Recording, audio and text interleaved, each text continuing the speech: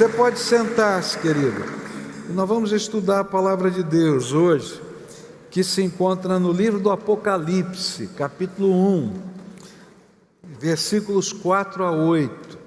Livro do Apocalipse, capítulo 1, versículos 4 a 8, onde a palavra do Senhor diz assim: João, às 7 igrejas que estão na província da Ásia, que a graça e a paz estejam com vocês, da parte daquele que é, que era, que há de vir, da parte dos 7 espíritos que estão diante do seu trono, e da parte de Jesus Cristo, a fiel testemunha, o primogênito dos mortos e o soberano dos reis da terra, aquele que nos ama e pelo seu sangue nos libertou dos nossos pecados e nos constituiu reino, sacerdotes para o seu Deus e Pai.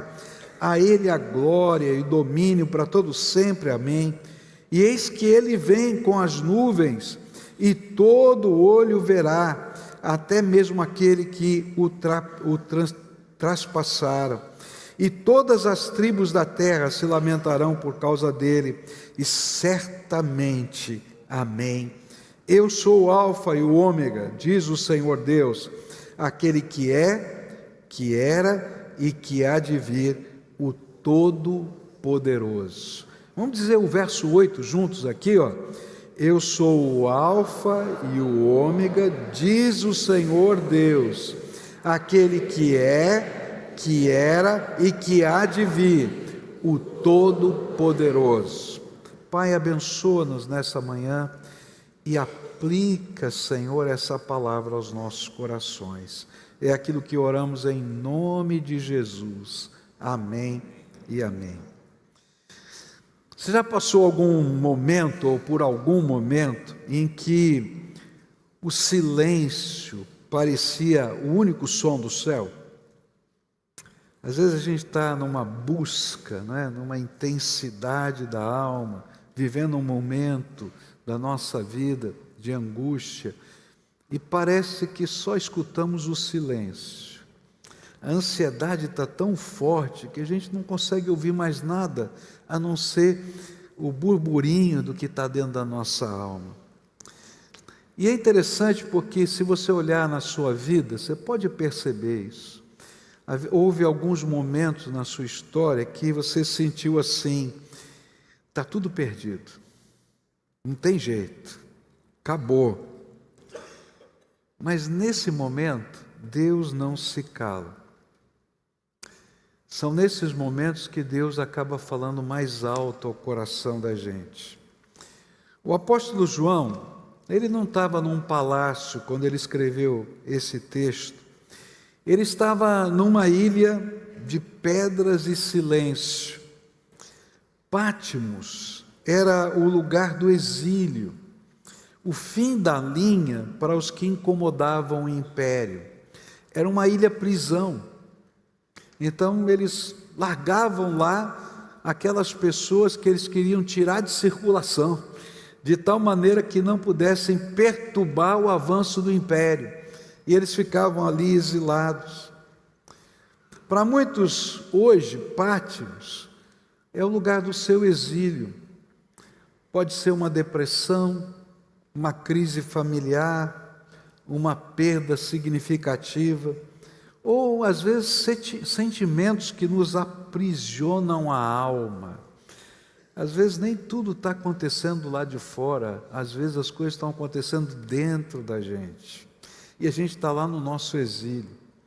Mas foi exatamente ali, no lugar do exílio, quando o homem queria calar o apóstolo de Jesus, que Deus falou mais alto. E ele começou então a ter as revelações vindas do céu.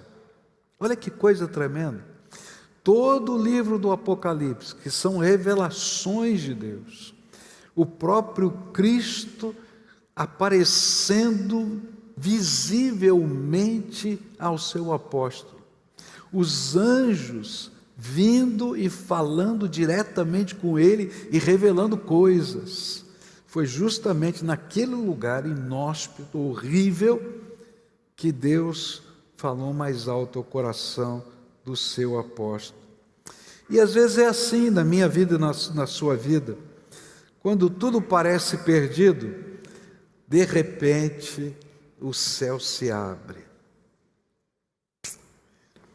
Quando o império parecia ser mais forte, Deus começa a revelar para o apóstolo quem de fato reina, o Todo-Poderoso. E o que João viu mudou tudo, porque ele viu o Cristo glorificado, poderoso, exaltado, cheio de glória. Aquele que governa a história, liberta os pecadores, ama os seus e voltará para reinar.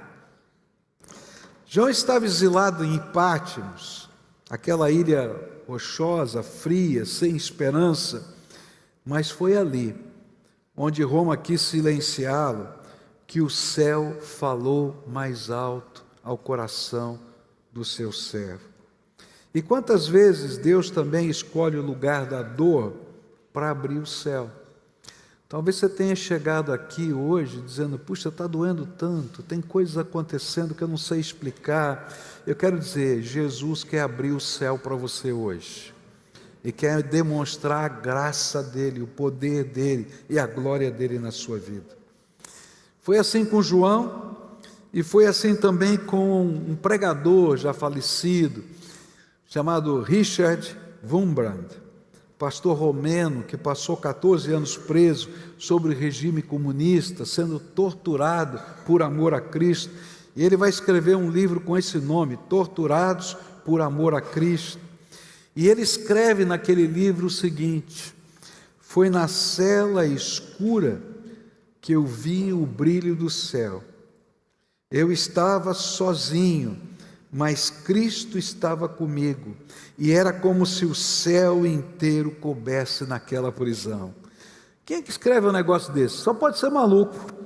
Está lá sendo torturado por amor a Jesus e de repente está escrevendo um negócio desse. É porque às vezes nos lugares mais escuros o Senhor abre o céu e se revela para nós. O mesmo Deus que falou com João, que falou com Richard, é aquele que quer se revelar a nós hoje. E mesmo que você esteja vivendo um tempo difícil, a graça de Deus vai alcançar você. Agora, quais foram as revelações da ilha de Patmos que impactaram tanto a vida e o ministério do apóstolo João? Foram as revelações de quem é Jesus, as revelações daquele que se importa e se revela em meio à nossa dor. E ele viu ali 7 revelações nesse primeiro momento, que vão impactar todo o livro do Apocalipse. É interessante que você vai lendo o livro do Apocalipse e na medida que você vai lendo, ele volta a esta cena. E ele repete as mesmas coisas. Quando você lê sobre as 7 igrejas da Ásia, ele vai dizer ao vencedor, toda vez que aparecer ao vencedor, vai aparecer quem é o Cristo que está dando a vitória. E ele volta a essas 7 cenas outra vez. Porque isso está influenciando tudo que vai acontecer dali para frente. Esse Jesus é o Deus que se revela, é o Deus que vence, é o Deus que reina, é o Deus que ama, é o Deus que transforma, é o Deus que envia e é o Deus que vai voltar. Essa é a mensagem do Apocalipse, que está permeada agora em vários símbolos, mas que começa aqui. E são estas revelações que vão dar o tom da mensagem inteira do Apocalipse. Uma mensagem de esperança, de salvação, de poder, de quem realmente está no controle de todas as coisas. E eu quero começar a olhar para isso, olhar estas revelações desde o céu, do nosso glorioso Senhor, que são apresentados aqui por João, nesse primeiro trechinho do Apocalipse. Primeira revelação, está aqui no versículo 5, da parte de Jesus Cristo, a fiel testemunha.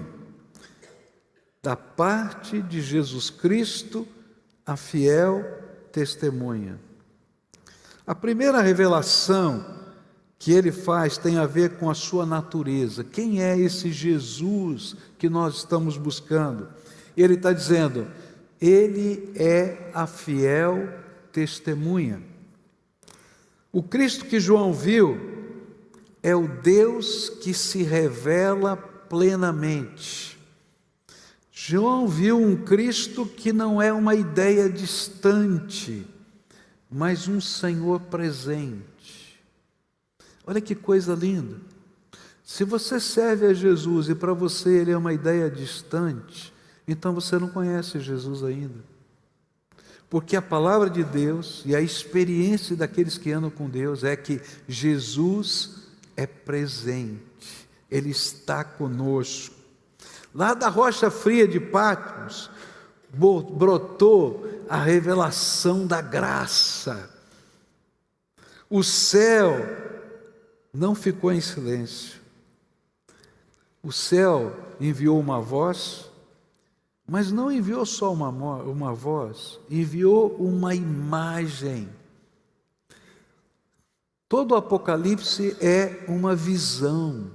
Ele não ouviu só uma voz, ele viu o céu aberto diante dele. E essa visão era a imagem perfeita do Deus invisível, Jesus Cristo. Por isso Colossenses 1,15 vai dizer que Jesus, ele é a imagem do Deus invisível, o primogênito de toda a criação. E quando eu estou buscando a Deus, eu preciso conhecer Jesus, porque eu só posso ver o Pai através de Jesus. Tudo que o Pai é, Jesus manifesta. Tudo que precisamos conhecer de Deus, vemos em Jesus. E quem quer conhecer a Deus, precisa olhar para Jesus, porque Ele é o espelho do Pai, a voz do céu, a verdade encarnada. Ele está presente, porque Ele é fiel.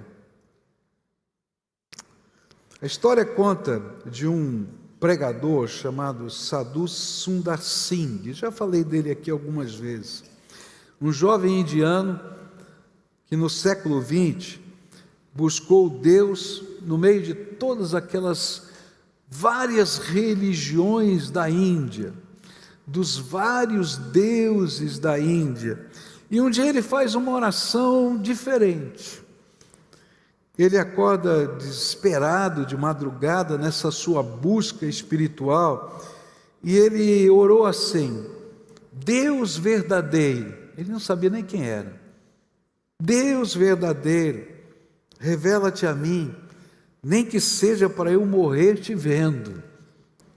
E naquela hora ele viu uma luz e ouviu uma voz que dizia: sou Jesus, aquele a quem você persegue.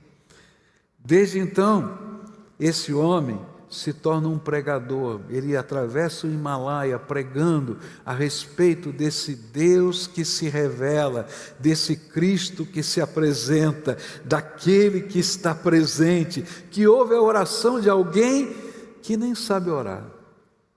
Eu já ouvi tantas vezes pessoas dizendo assim: pastor, ora por mim, porque eu não sei orar. Eu não sei orar, ora por mim. Eu quero dizer para você, mesmo que você não saiba orar, se você buscar a face daquele que te ama, Jesus Cristo, Ele vai ouvir a sua oração. Porque Ele está presente, Ele é a fiel testemunha. Esse homem descobriu o que João descobriu: Cristo é a revelação viva de Deus que fala e se deixa conhecer. Busca Jesus. Mesmo que você não saiba quem Ele é, busca. Porque Ele vai revelar para você as coisas grandiosas do Pai.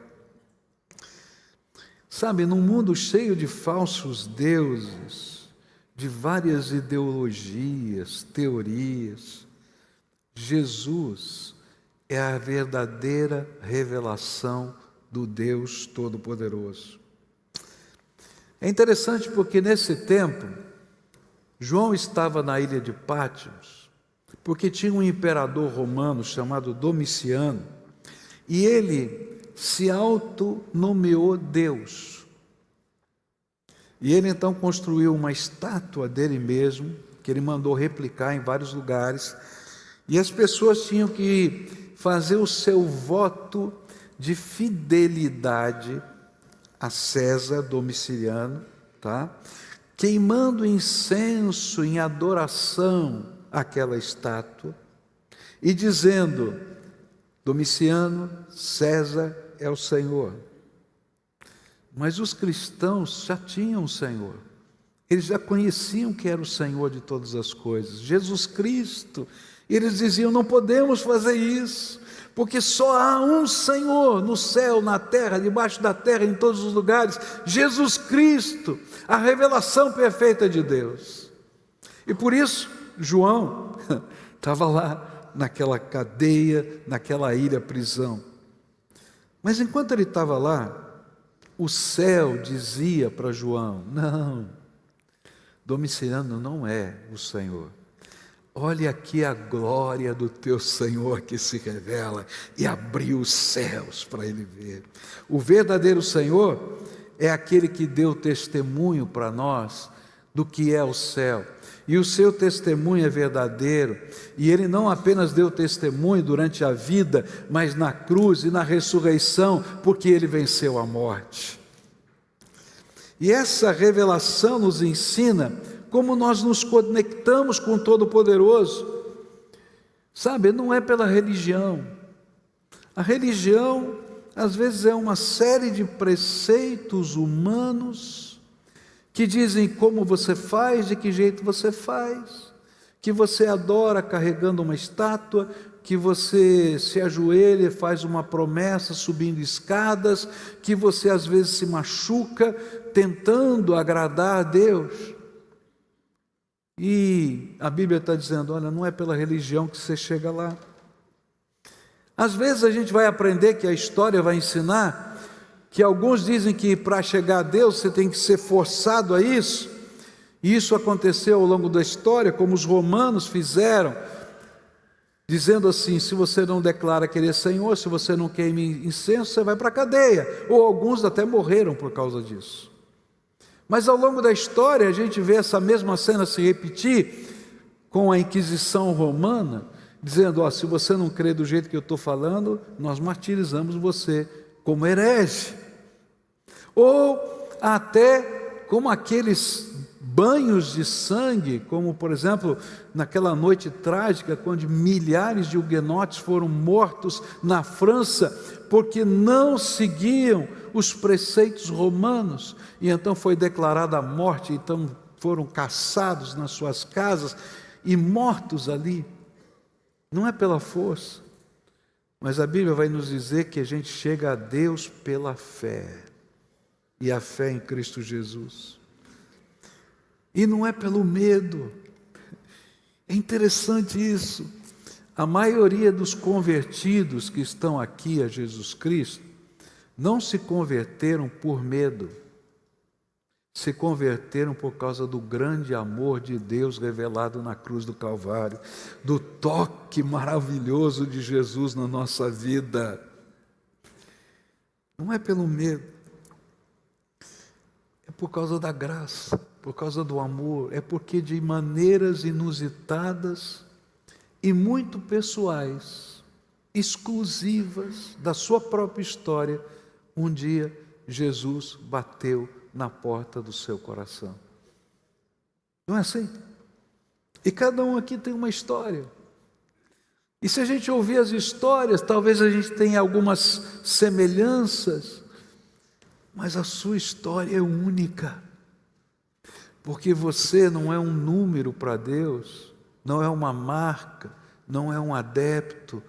Você é o filho amado que Ele está procurando e vai encontrar você, e nos lugares mais inusitados da vida. Jesus é o rosto visível de Deus, do Deus invisível.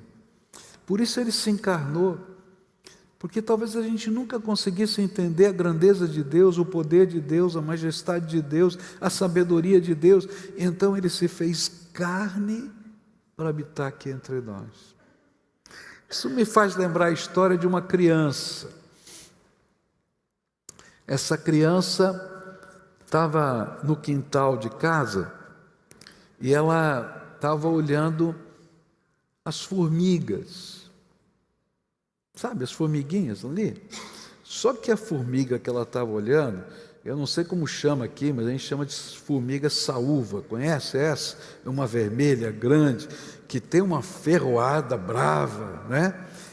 Aquela lá, e ele estava olhando aquela carreira de formigas, carregando as folhinhas para o formigueiro. E ele era pequenininho, aquela criança pequenininha, ficou com dó da formiguinha. Tadinha da formiguinha, está carregando uma folha muito maior do que ela. E ela pensou assim: eu vou ajudar a formiguinha.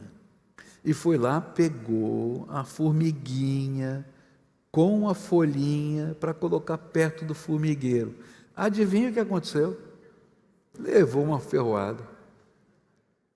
E aí aquela criança começou a chorar e chorar e chorar e chorar, porque estava doendo, e a mamãe foi lá, correu para cuidar daquela criança e olhar o dedinho, mas ela via que a minha criança não parava de chorar, e disse: o que é que você está chorando tanto? Ela falou assim: eu estou triste, mamãe. Por quê? Porque eu queria ajudar a formiguinha, e ela não entendeu e me mordeu. E aí aquela mãe, com muita sabedoria, disse assim: olha, exatamente isso foi o que aconteceu com Jesus. O único jeito da formiguinha entender o que você queria fazer é se você virasse uma formiguinha para falar a língua da formiguinha com ela. E aí ela ia entender o que você queria fazer. Mas você é grande demais, e ela é pequenininha. Ela não conseguia entender. E aí a mamãe, com muita sabedoria, disse assim: foi isso que Jesus fez. Ele virou gente para habitar entre nós, para que a gente pudesse conhecer quem é Deus. Olha que coisa linda. Jesus é a fiel testemunha que nos revela quem é Deus. Por isso, Jesus falou para os seus discípulos, em João 14, versículos 6 a 9, Jesus respondeu: eu sou o caminho, a verdade e a vida, e ninguém vem ao Pai senão por mim. Se vocês me conhecerem, conhecerão também o meu Pai, e desde agora vocês o conhecem e têm visto. E Filipe disse a Jesus: Senhor, mostra-nos o Pai, isso nos basta. E Jesus respondeu: há tanto tempo eu estou com vocês, Filipe, e você ainda não me conhece?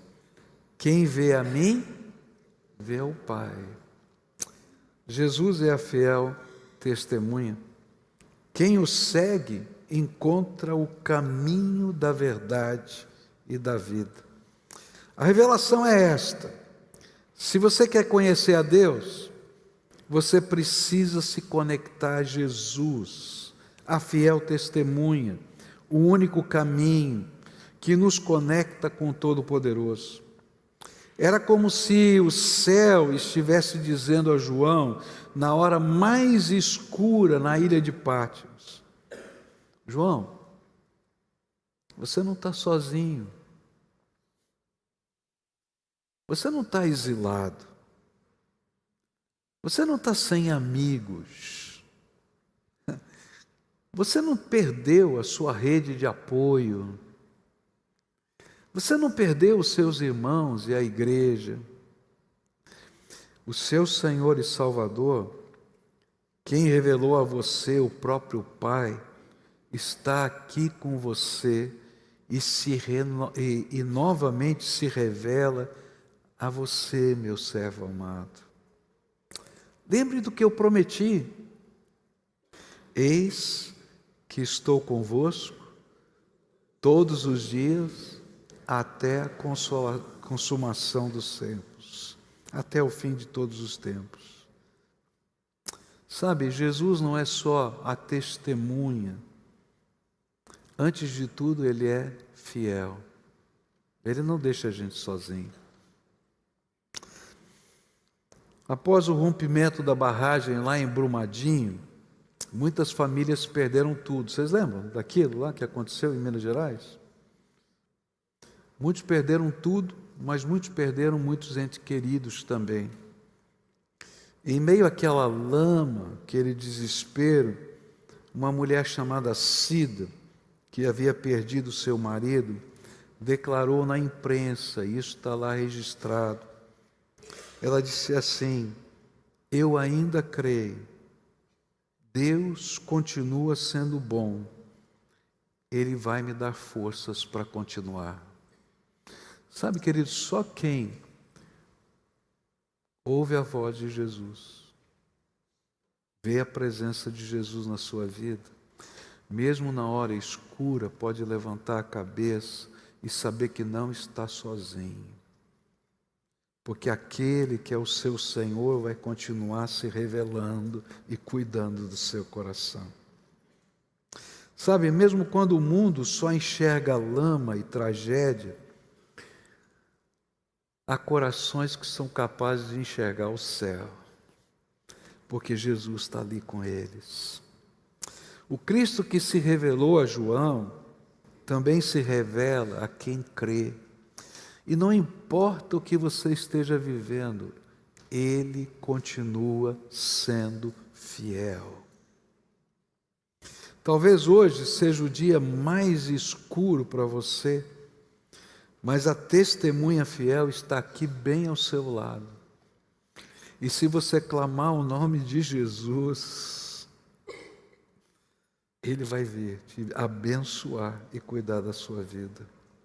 A coisa mais maravilhosa que tem é quando o céu se abre e a gente clama o nome de Jesus e Ele vem nos visitar. Essa semana foi uma semana muito intensa na minha vida, de muitas emoções. Eu não estou pregando para você, eu estou pregando para mim. Na verdade, essa mensagem Deus falou para mim no meio de uma madrugada, no meio de umas lutas tão intensas. Eram 3 horas da manhã, sabe aquela noite escura de fato, que está doendo tudo na sua alma. E eu estava lá no meu quartinho de oração, de madrugada, orando, buscando a face do Senhor, e dizendo: Senhor, está pesado, está difícil. E aí eu abri a Bíblia, nesse texto, e comecei a meditar nele. E tudo que eu estou falando para você foi aquilo que Jesus falou para mim naquela madrugada. Eu me levantei e fui para a sala. Levantei minhas mãos para o céu e comecei a clamar. E naquela hora, o Espírito Santo desceu poderosamente naquele lugar. Sabe quando você sente a presença de Deus da cabeça aos pés? Você se arrepia todo e coisas extraordinárias da graça começam a acontecer com você. Esse Jesus é aquele que responde quando a gente clama. E Ele se revela. Eu não sei o que está acontecendo na tua vida, querido, mas eu quero dizer para você: clama a Jesus. Clama a Jesus. Segunda revelação, e eu vou parar na segunda hoje, que não vai dar tempo para ir às 7, mas eu vou até a segunda, se você me permitir. Diz assim a palavra do Senhor: e de Jesus, que é testemunha fiel, primogênito dentre os mortos e soberano dos reis da terra. A segunda revelação surge no título que lhe é atribuído: o primogênito dentre os mortos. Ele é o primeiro, ele foi o primeiro a ressuscitar eternamente. Aquele que de fato venceu a morte.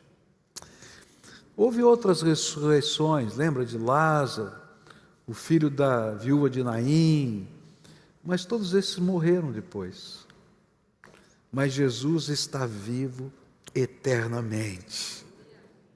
A Bíblia diz assim em Atos 2:24: mas Deus o ressuscitou dos mortos, rompendo os laços da morte, porque era impossível que a morte o retivesse. E Romanos 6:9 diz assim: pois sabemos que, tendo sido ressuscitado dos mortos, Cristo não pode morrer outra vez, a morte não tem mais domínio sobre ele. Por isso, Jesus é a fonte e a garantia da ressurreição de todos os seres humanos. E era isso que Deus estava falando, através de Jesus para João. Hebreus 2:14-15 diz assim: para que pela morte aniquilasse o que tinha o poder da morte, isto é, o diabo, e livrasse todos os que com medo da morte estavam por toda a vida sujeitos à escravidão. 1 Coríntios 15, 20 e 22 diz assim: mas de fato Cristo ressuscitou dentre os mortos, sendo ele as primícias dos que dormem, visto que a morte veio por um homem, também por um homem veio a ressurreição dos mortos. Porque assim como em Adão todos morrem, assim também todos serão vivificados em Cristo.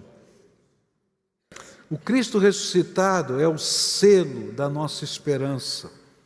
A morte foi vencida, o túmulo perdeu o poder, o inferno foi desarmado. Para quem crê, a ressurreição não é uma teoria, é uma certeza. Se você crê em Jesus Cristo, você pode ter uma certeza, vai haver uma ressurreição. João 11, 25, 26, Jesus fala isso. E então Jesus declarou: eu sou a ressurreição e a vida, quem crê em mim, ainda que morra, viverá. E todo aquele que vive e crê em mim não morrerá eternamente. Você crê nisso? Agora a Bíblia diz o seguinte, que uns ressuscitarão para estar eternamente com Ele. Isso é promessa de Deus. Em 1 Tessalonicenses 4, 16 e 17 diz assim: porque o Senhor mesmo, dada a sua palavra de ordem, ouvida a voz do arcanjo e ressoada a trombeta de Deus, descerá dos céus, e os mortos em Cristo ressuscitarão primeiro. E depois nós, os vivos, os que ficarmos, seremos arrebatados juntamente com eles entre as nuvens para o encontro com o Senhor nos ares, e assim estaremos para sempre com o Senhor. Olha que cena linda. Ele diz assim que quando Jesus voltar, vai tocar a última trombeta. Lembra das trombetas do Apocalipse? Vai tocar a última trombeta. E quando tocar a última trombeta, todos os mortos ressuscitarão. O que quer dizer isso? Todos aqueles que morreram em Cristo Jesus e que já estão no céu hoje, na presença de Cristo, receberão um corpo glorificado à semelhança daquele que Jesus tem hoje. E ele vai dizer: e nós que estamos aqui vivendo, se não morremos ainda, nos toque da trombeta, num piscar de olhos, sem passar pela morte, nós vamos receber o mesmo corpo glorificado e vamos nos encontrar com todos eles nas nuvens. Essa é a verdade. Entre os que morreram lá no acidente da Chapecoense, lembra aquele avião que caiu? Havia um jogador evangélico chamado Cristiano de Lima, e a sua mãe, quando foi entrevistada, disse: meu filho morreu fazendo o que amava, mas eu sei que ele vive com Jesus. Eu não perdi meu filho, só me separei dele por um tempo. E essa é a força da ressurreição. Quando Cristo venceu a morte, ele transformou o adeus em até logo. Essa é a bênção. Mas a Bíblia também adverte que outros ressuscitarão para o juízo eterno. Todos vão ressuscitar, porque Cristo venceu a morte, mas uns para a vida eterna e outros para aquilo que é chamado de morte eterna, ou segunda morte. Mateus 25, 41 diz assim: e então o rei dirá também aos que estiverem à sua esquerda: Afastem-se de mim, malditos, para o fogo eterno, preparado para o diabo e seus anjos. E estes irão para o castigo eterno, porém os justos irão para a vida eterna. Todos vão ressuscitar, uns para a vida eterna e outros para a morte eterna. Apocalipse 20, versículos 14 e 15 diz assim: e então a morte e o inferno foram lançados no lago de fogo, e então esta é a segunda morte, o lago de fogo. E se alguém não foi achado inscrito no livro da vida, esse foi lançado no lago de fogo. Mas para quem pertence a Cristo, a morte deixou de ser um ponto final. Ela é apenas uma vírgula na história da eternidade. Olha que coisa linda. Às vezes a gente se despede de pessoas que nós amamos. E quando isso acontece, vem uma dor chamada dor do luto no coração da gente. O luto é horrível. O luto é horrível. Há uma sensação de abandono, há uma mistura de sentimentos no coração da gente. Quem já viveu o luto sabe o que eu estou falando. É uma mistura de coisa doida. Primeiro, a gente não acredita que aconteceu, que a gente chama de negação. E a negação é uma coisa muito estranha, esquisita. Você entra no automático e se você vai arrumar a mesa, você põe mais um prato. E quando você olha aquele prato, você começa a chorar e diz: o que eu pus nesse prato? Você entra no automático, vai arrumar uma coisa, não é assim mesmo, fala a verdade. E não é mais assim. Parece que, será que é verdade? Será que eu vou acordar? Aí vem um segundo sentimento horrível no luto. Luto é uma coisa horrível. A gente tem culpa. Se eu tivesse feito isso, se eu tivesse feito aquilo, quem sabe se eu fizesse mais aquilo outro, quem sabe se naquela hora... Que coisa doida, e a gente começa a se culpar, e parece que a gente vai morrer com a culpa. Aí vem o terceiro sentimento, raiva. A gente tem raiva do danado que morreu. Por que me deixou? Por que me abandonou? E aí a raiva vai crescendo, e a gente tem raiva de Deus. Deus, por que o Senhor levou? Olha só.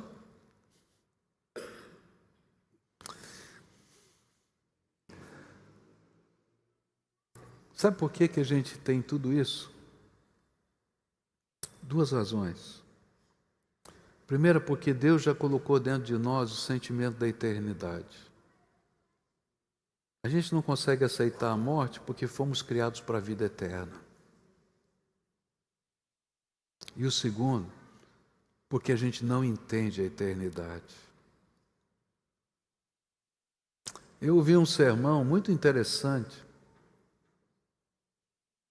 E esse sermão de um pastor famoso norte-americano, e ele é um psicólogo também, e ele pregou no funeral da sua mãe um sermão incrível. Nunca mais esqueci. E ele comparou a morte com o nascimento de um bebê. E ele disse assim: olha, a psicologia já nos ensinou que o primeiro trauma humano é o trauma do nascimento. O bebezinho está no mundo dele, quentinho, protegido dos ruídos, protegido do frio, das intempéries, pelo líquido amniótico que está na barriga da mãe, protegido das pancadas, porque aí o líquido ele faz assim, se bate a barriga, corre para lá e para cá, não chega nele. De repente a natureza, de uma maneira tão violenta, o empurra para fora. E ele tem que nascer num mundo frio, diferente, que ele não conhece. Ele nunca precisou respirar, agora ele tem que aprender a dilatar os seus pulmões e entrar ar. Ele nunca precisou comer, porque tudo já vinha pronto através do cordão umbilical. Por isso, esse é o primeiro trauma. E para ajudar, ainda de vez em quando dá um tapinha, né? Para ver se chora mais rápido. E ele disse assim: se a gente entendesse a eternidade, nós que temos Jesus como Senhor e Salvador da nossa vida, entenderíamos que assim como uma criança nunca mais quer voltar para o ventre da sua mãe, mas quer crescer na sua vida, porque agora entendeu que a vida real não é aqui no ventre da mãe, mas é aqui fora. Nós entenderíamos que a vida real não é nem no ventre da mãe, nem aqui nesse mundo, mas é a eternidade que Deus preparou para nós. Só que essa eternidade pode ser com Cristo, ou pode ser sem Ele. Com Cristo tem todas as promessas. E a gente começou hoje o culto falando sobre isso. Se você ouvir a voz de Deus, todas as bênçãos estão sobre você. Mas se você decide não ouvir a voz de Deus, tem juízo de Deus para você. Mas quando eu entendo, eu descubro que a morte é só uma vírgula na história da eternidade. Quando o missionário Jim Elliot partiu para o Equador com 4 amigos em 1956, ele sabia dos riscos. Ele sabia que aquela tribo era violenta. Ele sabia que eles estavam colocando a sua vida em risco. E dias antes dele ser morto pelos índios Aucas, ele escreveu no diário: não é tolo aquele que dá o que não pode reter, para ganhar o que não pode perder. Não é tolo aquele que dá o que não pode reter, a sua própria vida, aqui. Você não vai conseguir. Um dia, você vai ter que se encontrar com o Senhor.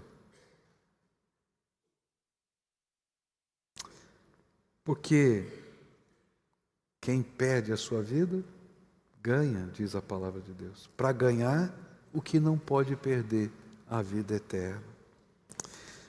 Jim Elliot morreu, mas o seu sangue se transformou em semente do Evangelho. A sua esposa Elizabeth voltou àquela mesma tribo e viu os seus assassinos, os assassinos do seu marido, se converterem. E hoje há uma igreja entre os Aucas. E o homem que matou o seu marido é o pastor daquela igreja. Já velhinho, muitos anos já se passaram. A morte não vence, porque o Cristo ressuscitado continua triunfando. E a ressurreição é a certeza de que a última palavra não é do túmulo, mas sempre a última palavra em qualquer situação é de Deus. A gente tem um ditado: só não tem jeito para a morte. Não é isso mesmo que a gente fala? Mentira. Até para a morte tem jeito, e o jeito é Jesus Cristo, nosso Senhor.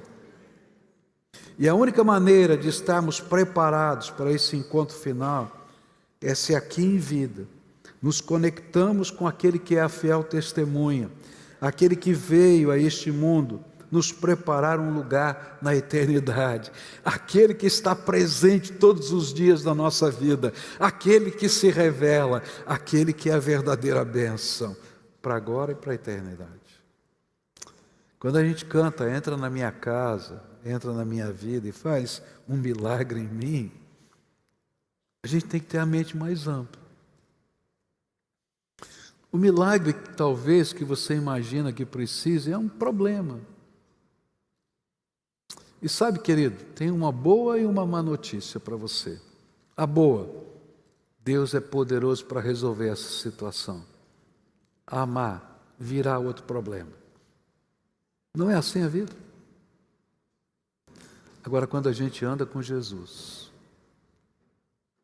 Ele é que nos sustenta todos os dias. Eu posso ir outra vez para o lugar da solidão, a ilha de Patmos, as dificuldades, mas eu nunca vou estar sozinho. Um amigo meu, muitos anos atrás, compôs uma canção no seu acordeon. Talvez você conheça essa canção, né? Não vou ficar sozinho, agora sou feliz, com Cristo no meu coração. É um hino, um corinho, a gente chamava de corinho, né? Corinho antigo, quem lembra desse corinho antigo aqui? Ah, tem uns velhinhos que nem eu aqui, né? Esse moço que compôs essa canção, ele estava no seminário, e era um seminário que era um internato, no interior, na cidade de Jandira, em São Paulo, e ele estava lá. E chegou um período desses de feriados e coisas assim, e todo mundo do seminário foi embora visitar a sua família. Os professores viajaram, até o diretor foi passar essas festas desse feriado com a sua família, e ele estava sozinho no seminário. E ele pegou o seu acordeon e começou a dedilhar algumas coisas. E aí o Espírito Santo o visitou. Ele sentiu a presença de Jesus. E ele começou a cantar. Não vou ficar sozinho, agora sou feliz, com Cristo no meu coração. Ele é o meu amigo, não temo o perigo, com Cristo no meu coração. Ah, eu sou feliz, agora tenho vontade, com meu Salvador, com Cristo no meu coração. Mais ou menos isso, né? E eu ouvi esse meu amigo dar o seu testemunho naquele mesmo seminário. A gente estava fazendo um acampamento e esse meu amigo foi lá e deu esse testemunho, disse assim: Cristo está conosco em todos os momentos da vida. Quero orar com você nessa manhã. Talvez você esteja vivendo um tempo difícil, mas eu vim dizer para você que tem uma fiel testemunha do Deus vivo, todo-poderoso, que pode te abençoar nessa manhã. Eu vim dizer para você que nem a morte, que talvez você imagine que seja a coisa mais complicada de tudo, pode deter o amor do nosso Salvador. E que não tem jeito da gente poder ser feliz nessa vida se a gente não buscar Jesus de todo o coração, de toda a alma. Nós começamos o culto dizendo isso. Se você ouvir a voz do Senhor, tem uma lista de bênçãos para você. E eu posso dizer com toda certeza, é verdade, elas acontecem. Ele é Senhor, vale a pena.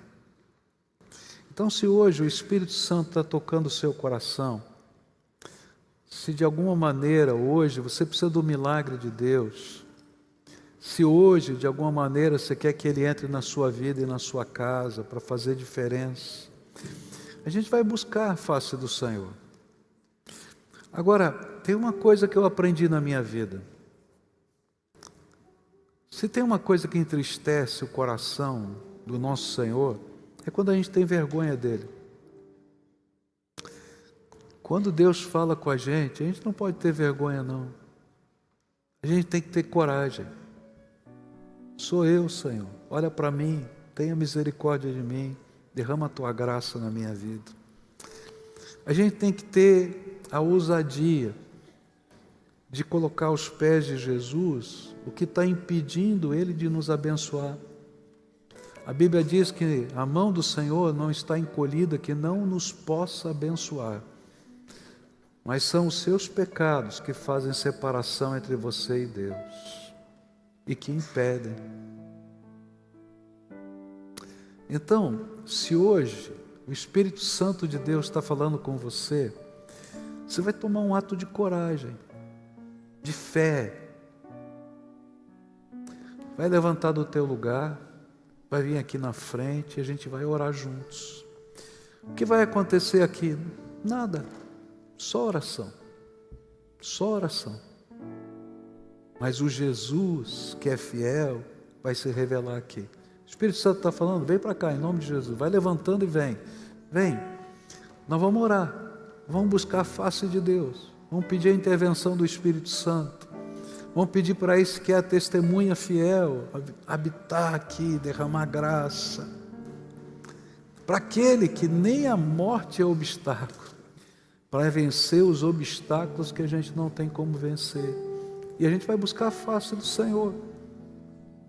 É Ele que faz. O especialista na graça todo-poderoso é Ele. Então vem, em nome de Jesus. Se o Espírito Santo de Deus está falando no teu coração, vem.